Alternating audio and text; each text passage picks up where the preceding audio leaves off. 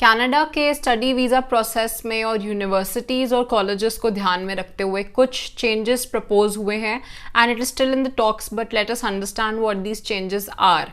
Canada की जो government है वो इंटरनेशनल स्टूडेंट प्रोग्राम का जो पूरा लैंडस्केप है उसको मॉडर्नाइज और रीशेप करना चाहती है और उसकी इंटेग्रिटी को भी मेंटेन करना चाहती है। सो उसके कंसर्न्स के रिगार्डिंग कुछ प्रपोज चेंजेस हैं।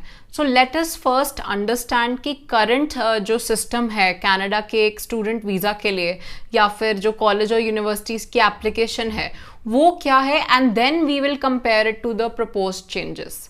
करंट जो सिस्टम है उसके हिसाब से एक जो कैनेडियन इंस्टीट्यूशन है that will host international students, it should be a designated learning institute। मतलब ये एक अप्रूवल इसको मिलनी चाहिए by the territorial और provincial government that you can host the international students। So right now कोई और classification category नहीं थी for Canadian student visa aside from the visa category जहाँ पे SDS और non SDS है। SDS category में of course we know recently changes हुए हैं, August 10 से implement हुए हैं।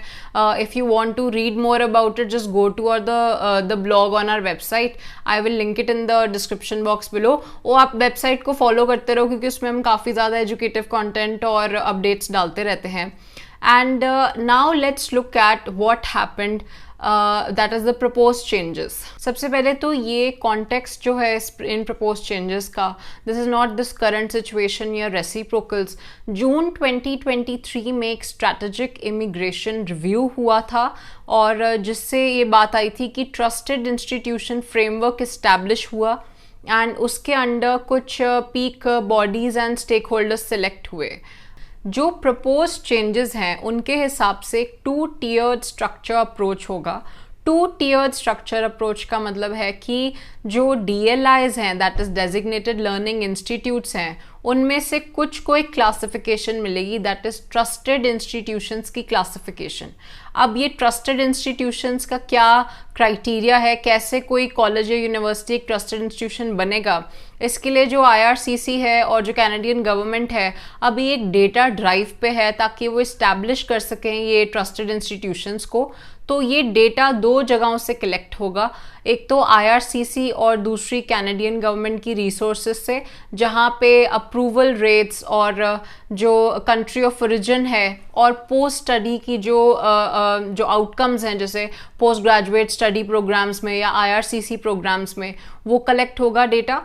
एंड साथ में ही DLIs भी डेटा प्रोवाइड करेंगे regarding retention rates, on time programme completion, कितना परसेंटेज है of the tuition received from international students, not only that student to teacher ratio और availability of housing for international students या और scholarships जो awarded होती हैं international students from less developed countries.